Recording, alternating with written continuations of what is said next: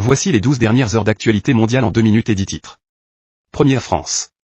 Le cœur de Paris est glacé par une tuile qui change la donne.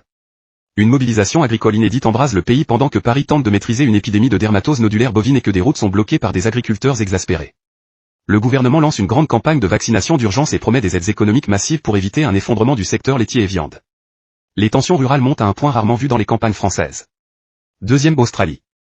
Le pays encore sous le choc après une attaque meurtrière ciblant une communauté juive à Sydney. Lors d'un rassemblement festif, 2 assaillants ont ouvert le feu, provoquant un tollé national et relançant le débat sur les armes à feu et la sécurité intérieure.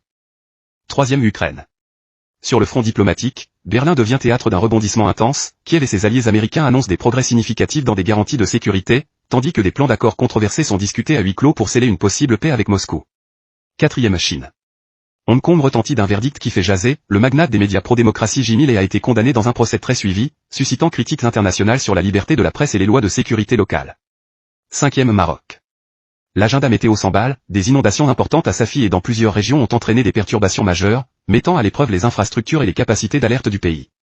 Sixième Russie.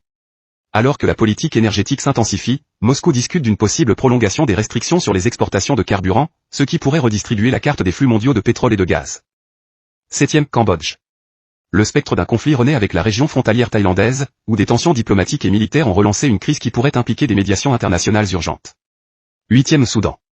Une offensive stratégique change la donne, des groupes paramilitaires ont pris un champ pétrolier clé dans l'ouest du pays, affectant gravement l'économie et la sécurité régionale, et suscitant des inquiétudes pour l'aide humanitaire. Neuvième Japon. Tokyo intensifie sa collaboration avec Canberra sur la sécurité de la chaîne d'approvisionnement des composants électroniques critiques, élargissant un pacte bilatéral qui vise à renforcer la résilience face aux perturbations globales. Dixième Italie.